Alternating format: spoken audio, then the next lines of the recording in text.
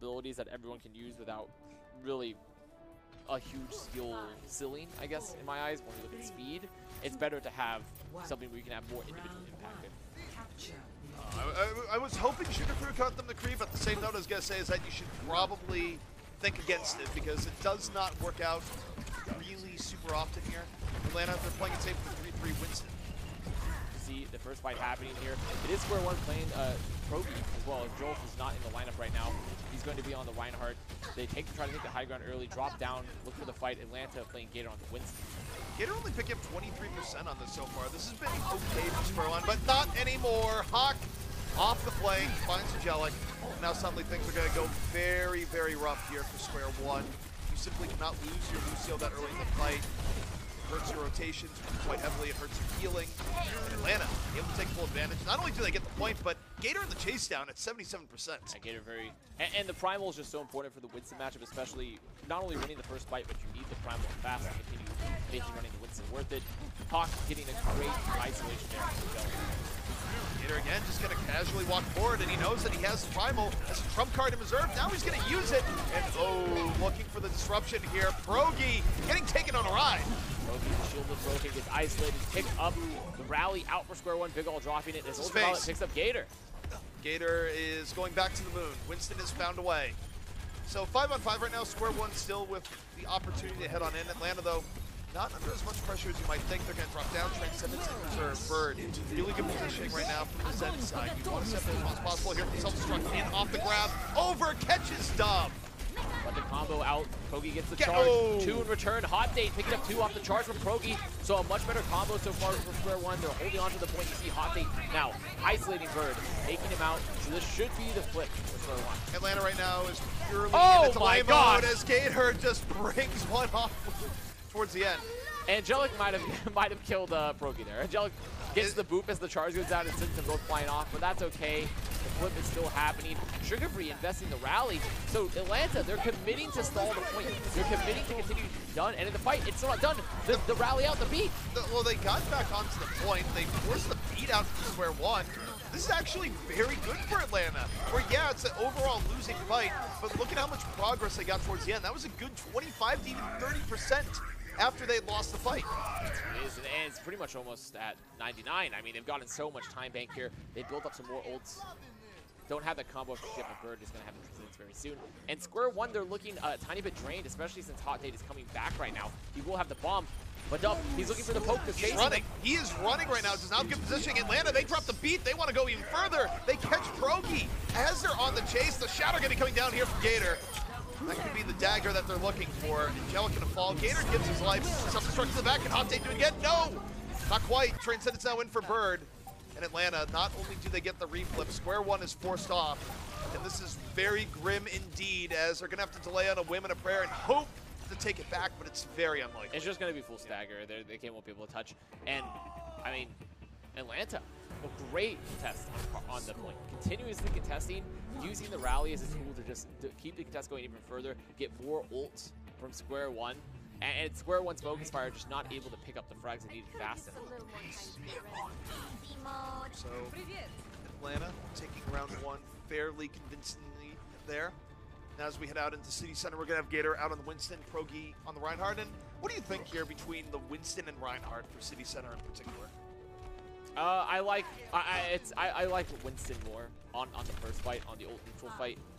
But a big part of the Winston is your team has to play around it properly. We've seen in other matchups where if the Winston gets the early damage and your team has to rotate to help him drop down, then it makes the Reinhardt a lot more valuable because the Reinhardt for Square One for Progi, they're able to control the point, control the low ground. So it's all about Gator conserving his health and building Primal. Right now, looking for that first setup, and he's going to use the leap. And it's smart to use it onto the high ground first. Use that so you can drop down, get the next leap up sooner. You need to leap away. He doesn't get a whole lot of cleave from the very beginning here. Only at 16%. Square One. I feel okay about this as the point unlocks. But his health very low right now. He doesn't have to use the bubble yet. Gonna have to drop very soon as they rush into him. Yeah, they find the opportunity. They know his leap's on cooldown, and they just chase him on down. So not only do they get the pick off, they get the point as well. And that's what I was talking about when you look at the Winston v Ryan. It's all about conserving your health. It's all about making sure that you're in a position to get out and Big All recognizes there's no bubble, there's no jump, is able to rush into get the bash, get the cleanup, as Square One are pushing extremely aggressively in the spawn. Square One, they go pretty heavily over. Atlanta, meanwhile, going to be resetting here, Gator onto the Reinhardt, so definitely put a bit further back here. Square One has had a much better opening. Now they're just going to try and push it forward, but Gator just immediately mugged, moves forward, shield pressure into Rein pressure, and Square One is bringing this directly to spawn. Angelic! Nice boop on Hawk towards the end. And only having to invest the rally there, continuing to build up more ults. They're getting those stagger kills. Ajax gets out. The rest of Atlanta is already dead. And now Square One is still sitting at a very solid ult advantage. Square One, very good spot here, already 50% to their goal. Graviton reserve, hot take and have the combo ready. Atlanta, they need something big. The grab is out, got into the corner. Graviton in, self-destruct right on over. Square One looking for it. Self-destruct, not quite gonna do as much as they want. They get the D-Mech onto Hawk. They use Transcendence trying to finish out the fight. And with Gator being down, it should be enough. A much later Transcendence out there. Not only would the grab force that trans much earlier for Bird, but Ultraviolet was able to hold the Transcendence for so long. A good hold. Something that, you know, Zins should be looking at is not just, is the timing of the trans when they know how far away, is there cleanup available? You can hold the trans for so long with the ability to team that grabs and not able to clean up. What I find interesting is Square One's been holding up so far forward for City Center. Usually teams fight it further back, but they've just been denying Atlanta even getting to the point. They've been well rewarded, 95%, one fight away. Sugar Free already down. Ultraviolet found him off on the side. Hawk, the bomb on a dream and a prayer, gets one, and that's just simply not going to be enough. And now it's just going to be a pin up on the Bird, post Transcendence. See Angelic on top of him, trying to chase him down, gets the punch kill. So that should be flip Square One. That should be, and that's 100-0. Square One win the first fight and hold so aggressively. Their ult economy is so strong. Just completely denying Atlanta the chance to cap. Well, I mean, I think for me, the key is where they're holding. If you think about City Center normally, teams like holding further back. They like taking advantage of the fact that City Center, it's very hard for an offense to force you into fights. And they did the opposite there as a defense, saying, yeah, we could abuse the fact that we can run around forever and you have to chase us, or we just feel so confident in our team fight that we're going to fight you straight up and we're going to win. And they were also aided, of course, by the fact that Atlanta did the Winston experiment and didn't get anything from it. So now it's going to be 1-1 tied up here on Oasis. Moving here to University. The mirror matchup for both teams. Gator trying on the Reinhardt rather than Winston this time. You see Atlanta controlling out, taking the flank. And Gator, he's moved into the pit immediately. And what does that mean? Square One is going to go out. And they don't dive in as aggressively as you might think. I think they just say, you know, we're going to hold back a point. Bubble used Earland Pogi, though. Now he's going to be more of a target. Ball's not going to be up for a while, and you see it in Atlanta. They try and rotate over the Pogi. They're going to take him down. And Gator, Bubble coming up for him in time, but he still takes so much damage that he's out of the fight. The damage, though, certainly been done for Atlanta. They're up on numbers, and it's going to be first control to them. I think that was a smart, you know, I thought Atlanta was actually going to completely back out, reconnect with Gator from that lower stairs, coming to the spawn, as you see right here where Ajax is at. But Gator decides to rotate from lower and call for his team to move back in as he flanks. And Square One doesn't choose to isolate him. They were trying to catch Atlanta as they ran away, but couldn't do that either, so there's just no clean pickup for Square One. Square One, unlike last round, going to be fighting this from behind. Atlanta, good position. Oh, Ajax down! But Bird! It came at a price. Ultraviolet extended for it. Ends up getting punished with Trigger Free. Down as well. Progi, though, he's got himself into a rough spot. The trades continue to happen. Gator drops the hammer just for hot date. Looks of it, and, well, one shatter. If you're Square One, you're happy for that. Yeah. I think you can be fine with that fight because you invest Rally for Transcendence and Grab. And Shatter. You got 3 ults for the price of 1. Sure, you lose more time bank, you lose the fight, but now you can come back in, your combo is up, you have your support ults coming up, and there's no grab to worry about from Saucy or Shadow from Gator. So this is a free fight. And also, you should know that Bird doesn't have Transcendence. In fact, you should really just try to only use grab. Alright, we'll see if they open up for that for Dove here. And, you know, they don't need, as I said, they don't even have to worry about the Shadow. Gator threw it away at the end of the fight. Probably didn't need to. Self-destruct up early here from Hawk. Trying to make it spicy. Instead, Graviton in on the deep side. And it's going to result in 4 falling right away. Square One, they knew their victory condition and executed. They did, and they were still able to get 2 outside of Atlanta. They got the bomb from Hawk and the rally. Trigger Free You see Sugar move forward that rally very aggressively in the beginning of the fight, trying to set up the bomb for Hawk, but he gets low, he gets focused. He was the only one up on that right flank of the point. Atlanta now, still plenty of time to head back in. 71% to them, only 14% for Square One. Bird, what a play! Gets Ultraviolet down early in the Zen v Zen game. Progi heavily isolated right on after. Atlanta didn't give them a chance to think. That is the second time Bird has done that, by the way. Bird has gotten Ultraviolet twice. That is a huge pickoff. When we talked about it so many times where Zens just win the Zen war and get the immediate pickoff, especially when Ultraviolet has trance. If Ultraviolet has trance in that fight, it's so much different. It's a game changer. It's something that great Zenyatas do that good Zenyatas oftentimes do not. It is a difference maker in the flex support role, and certainly has put Atlanta ahead here. So now Atlanta still hold on to the point. The time make in their favor. They don't have the combo up just yet, but they have 5 other ults really. The scoreline are looking to move in here. Shatter in from Gator. It's 4! 4 on the floor for Gator. And Atlanta, that could be all they need. They only get 1 pickup, but even just that 1 is good. It forces out the barrier and Transcends and ends getting layered for Square One in a panic. And Atlanta just feasting off on that panic. It's 99 for them. They head back over on some point. Square One tried the ninja in the back, but there's nothing that they can do at this point. Atlanta gonna take the point. They get the map. And Square One still making it interesting. They had that 100-0 round off on They City did. Center. They made it interesting, but that Bird was really... Yeah. I think when I look at it, I see Bird. Because I see Bird. But when Gator drops, turns the corner, and gets that shatter, gets the both supports, there's no support else available. And they have to give it to the fight because it's the last fight. But more importantly than that, Bird getting those 2 key pickoffs on those earlier fights, that is just means all the time it got to continue to add up for Atlanta. They couldn't win fights where they already clearly had a pick, like when Ajax went down. So Bird being extremely clutch. Yeah, I mean, what more can you call it than, you know, people call it the Jonak factor, but it's existed before Jonak. It actually reminds me of way back in the day where you had players like Boombox, right? Just carrying teams on their back, even when they weren't even playing the meta right. From what? Zenyatta pickoffs early on. It is one of the most free, best things that can happen to a team that change the course of the game. And, you know, Bird, he's just proving to be a very, very valuable addition right now to Atlanta. Yes, I mean, you can't ask for more. You really can't ask for more for your Zen to just get the pickoff onto the enemy team's Zen. It's an insanely value target. It's an insanely value pickoff. So it is going to be the first map going the way of Atlanta Academy. 1 over Square One. And it still was Square One, I think, in a scenario where they don't lose Ultraviolet twice to right clicks, I think that was definitely a winnable game for them. That was definitely a winnable map, especially because of their 100-0 that we saw in City Center. So we are going to be moving on to our second map. And I think Square One still have a lot left in the tank. Yeah, I mean, these 2 teams are definitely closer than our previous series here. And, I mean, you look at the track record over the course of the season, you know, this is something that Square One can certainly win. But Atlanta definitely coming out fairly strong, even with a bit of a snafu on City Center, where I think City Center was a weird combination of, I think Square One played way more aggressively than they were expecting, and also, when you lose the early battle as decisively as they did, it can be hard to come back. So we're getting into Eichenwald here. It's going to be our hybrid, second map of the series. Square One looking to equalize.